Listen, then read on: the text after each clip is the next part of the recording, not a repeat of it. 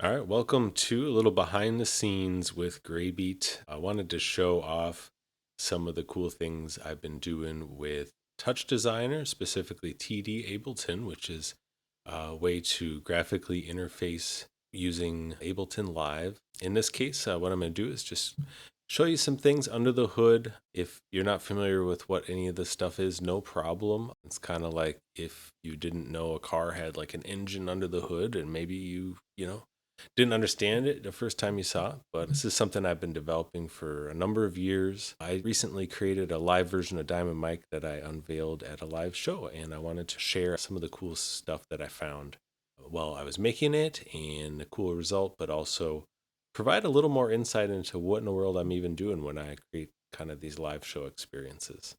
Here we're inside of Touch Designer, specifically the TDAbleton package.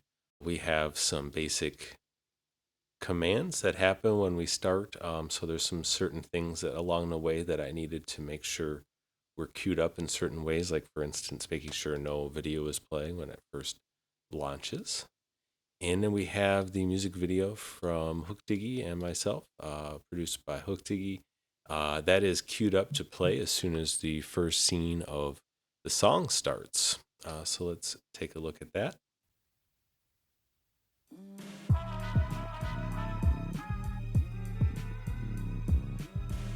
All right, so now we're playing along with the music video. Lights flaring, sirens blaring, people on the curb. Next up, we have the remix area, so let's get that launched here. And there's a couple things.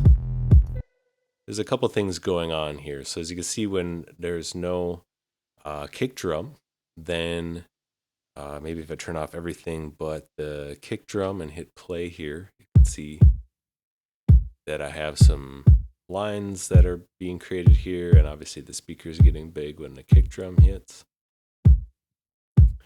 If I take off the kick drum, then it doesn't happen, right? All right, so that's kind of the first thing that happens usually. Moving on. Bounce with me if the vibe is right. Woo! Yeah, bounce with me if the vibe is right. All right, so a few more things. Now we started to move down the road, and some of these notes are starting to move. Yeah, bounce with me if the vibe is right. GrayBeat, you a monster for this one. Yeah. Bounce with me if the vibe is right. Come on.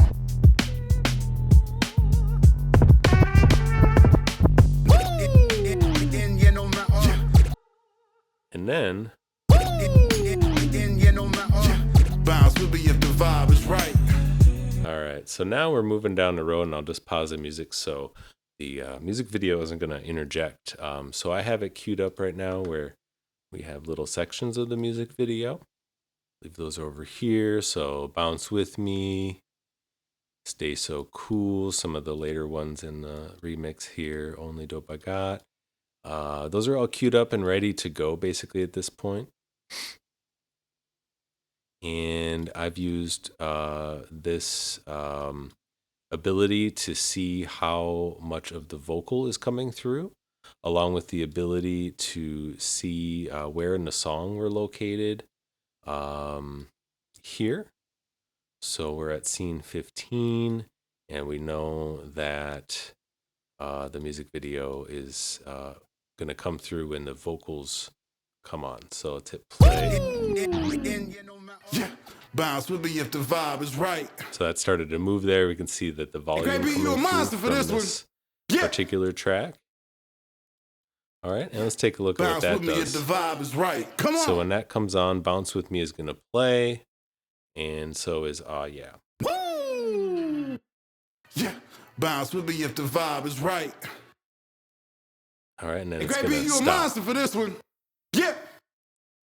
Yeah. Woo!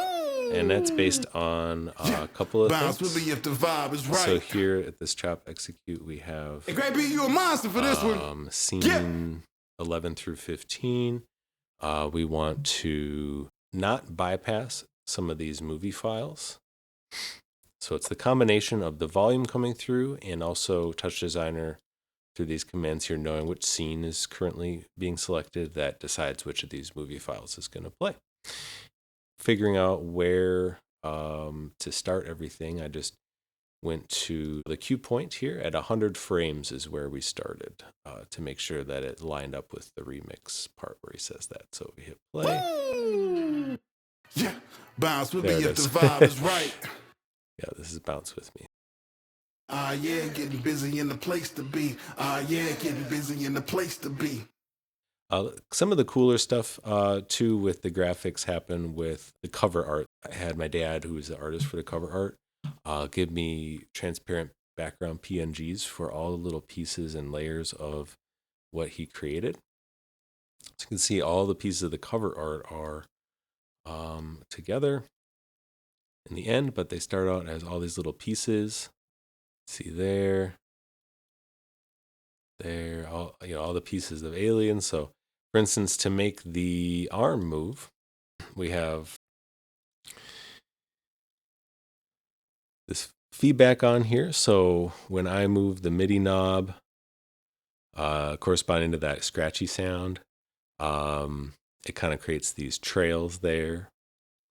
But also this transform comes on, and this transform has this math going on. So it's basically attached to some math nodes that are attached to this LFO.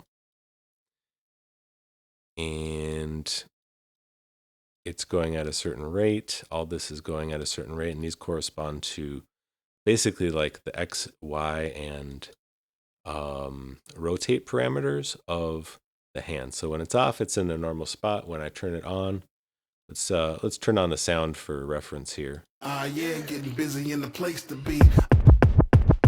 And it's off. And then with the trails. Okay. And then there we go. Everything is together for this layer. Everything is grouped. So I have the alien together on one layer. And if we turn on the snare here,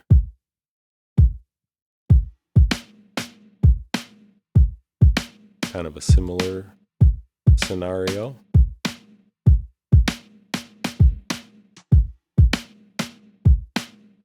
Where we have this hand attached to these sticks here. Put them together into like a mini group. And again, this transform has these certain properties. And when the transform is not bypassed because of the volume of this particular track, it knows the snare is playing.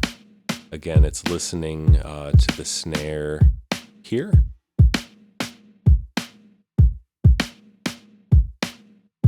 And some math is happening, telling it when the volume is at a certain spot that it needs to turn on or off this transform.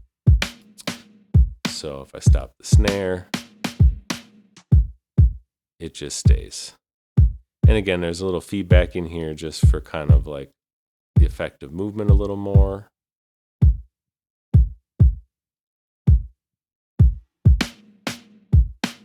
All right. And there's additional things happening. So we're still moving in a car, so we have some bumps in the road. And you can see there's some math and things happening, some lag, and that's all just attached to some random noise. Okay, and so the noise is being analyzed by this analyze node. It's going off and doing a bunch of different things. But I have slightly different parameters set for the math depending on what group of things is going. So like the cargo, like the people and aliens and things are kind of bouncing slightly different. And you'll see then the car is. So the car is being jostled, and that's causing a little lag, and everyone else is being jostled to varying degrees. And the notes are kind of floating a little bit. So they're being jostled too, but they're kind of floating and coming back down a little later than everything else.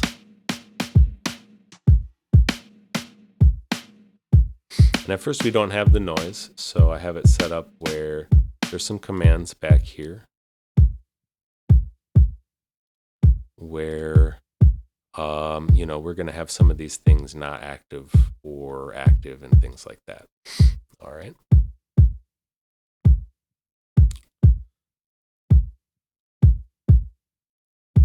So we're not moving at this moment. We're going to add some movement. What's happening is we have two transforms and they're set to different X, Y, and scale parameters that are based on some LFOs, and those LFOs are all the same for the X, Y, and scale, except the phase of these three here, these LFOs, is set to phase of 0.5. These are set to a phase of 0, and what that means is it's the same thing being animated in a loop on top of itself, but at a slightly different interval so that they sort of layer over each other like that. Okay, give that sort of effect. And, again, everything gets layered in here. This comp is set to an under, and everything is routed in here backwards. So the topmost things are underneath. That makes sense. That was a little tricky to figure out because we've got groups, subgroups set to composites of over, okay, and everything lined up more or less where the bottom things are first in line here. But to get then all the groups back together, what you have to do is do an under at the end and then do everything backwards. What we have here is everything is going to explode. So let's first get out of our frame of reference here. I kind of did the same thing for the lights here, as you can see, and the tires as I did with that road. One thing I'll point out is these notes do have some noise attached to them. So you'll see them move sometimes when certain noises happen.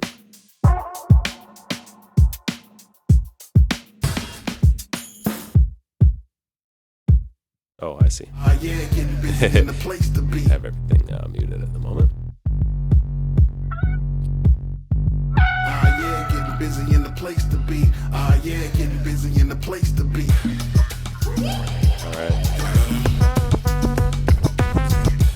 All right. Everything's gonna explode. Got up in the trunks, this music.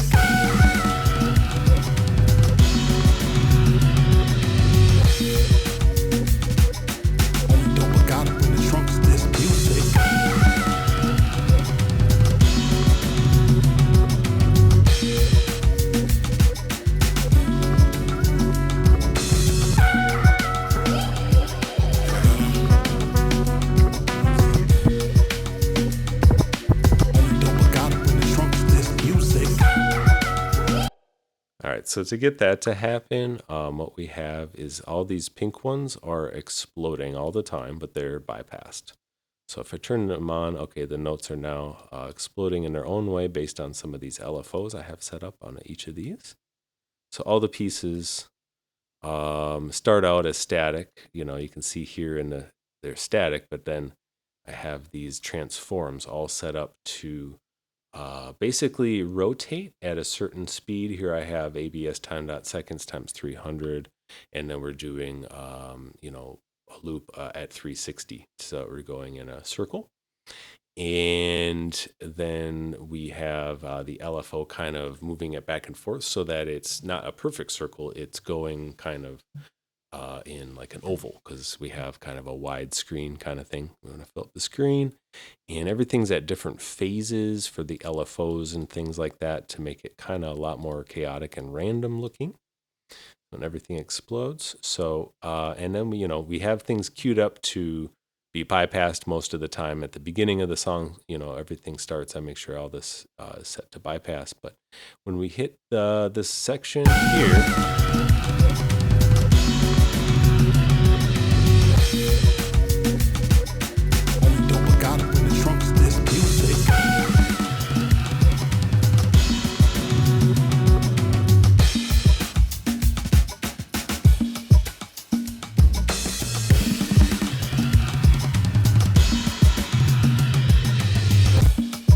and then it's bypassed.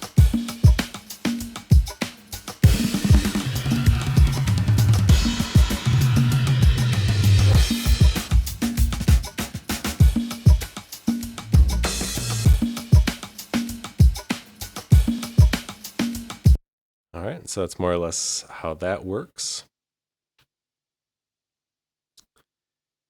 Moving on.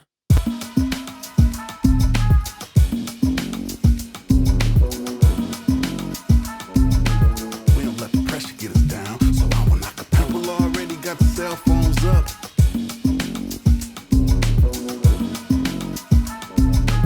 We don't let the pressure get us down, so I will knock a people already got. All right, so we added a cool kind of like Aurora Borealis type effect happening, which seemed very appropriate with all the Northern Lights we had this year. So to do that, did some different effects with the sky, certainly. As you can see, it's kind of glowing as well in different ways, in an ambient way in the background, and there's a noise in the colors of the stars and things happening. But then we have these Northern Lights, so let's take a look at those. Those are going to be found down here somewhere. So there's the new sky. And we're combining this. That's a different thing there. It's later. So we're combining this. Okay. Recognize that from the sky. And then the actual sky here. Okay. And to do that, we have our sky, which we've already created here.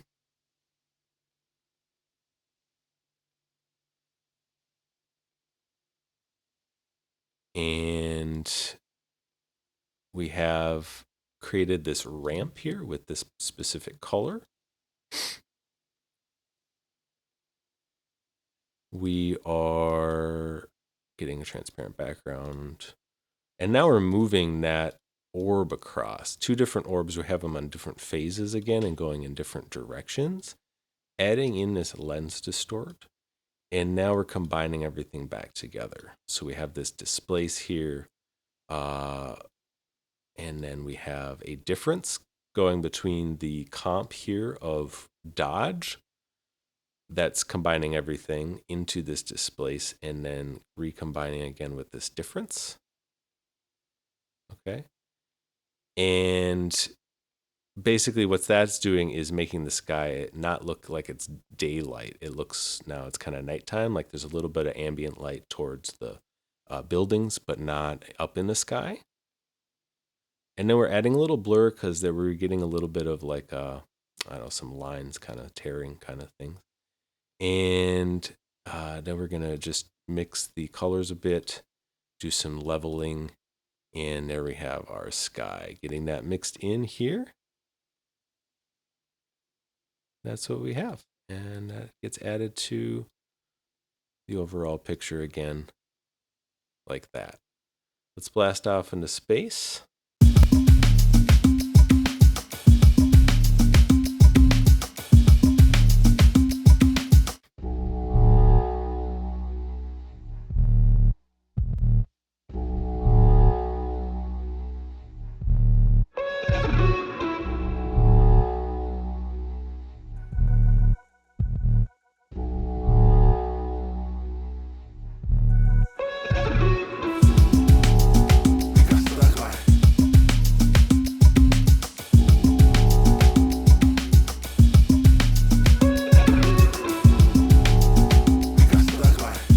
All right, so what we got going on here is, of course, different placement of the car.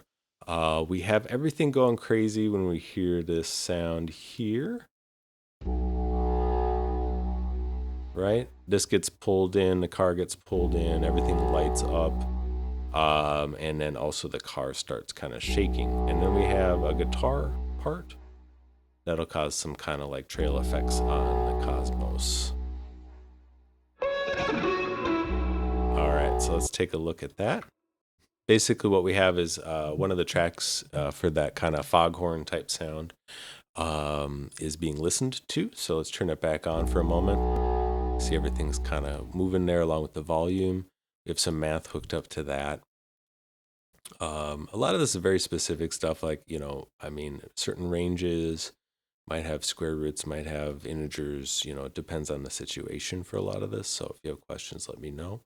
But what we're going to do is increasingly shake the car as it gets louder.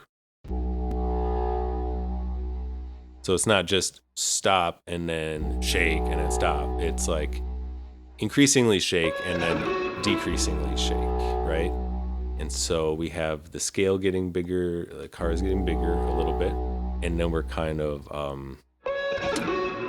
translating to the right a little bit just to make up for the fact that it's getting bigger. So it looks like it's staying in the same spot. But then this wiggle is happening here. We have the output meter of the foghorn sound going into this LFO, and it's attached to the amplitude of this LFO. So at 0, the amplitude is a low number. At a slightly higher volume, then the number gets bigger, increasingly allowing the amplitude is kind of like the threshold of how high the number can get. So just some specific numbers just to get a little bit of a cool effect there. And then down here we have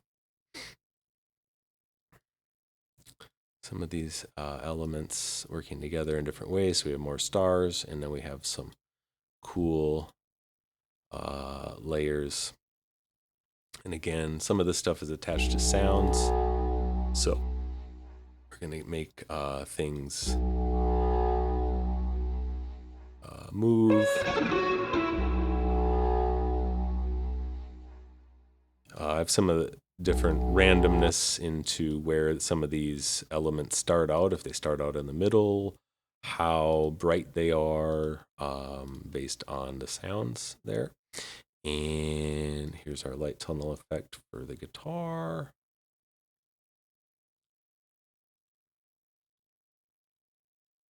Into a feedback.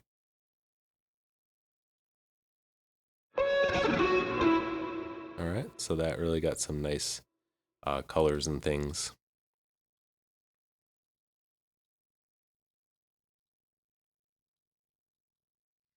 All right, and I usually like to run all the colors at 16-bit float and then send them out that way, or at a 16-bit fixed. But if you are leveling some different things at the end here and getting kind of your brightness and overall, your gamma levels and things, contrast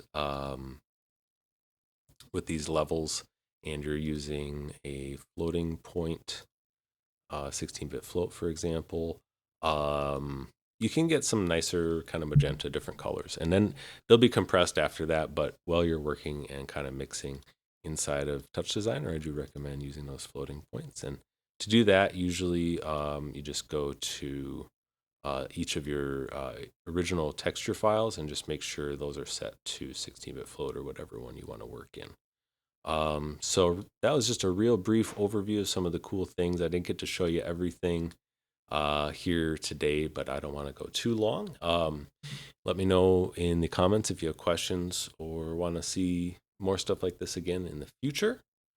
Until then, GrayBeat out ski.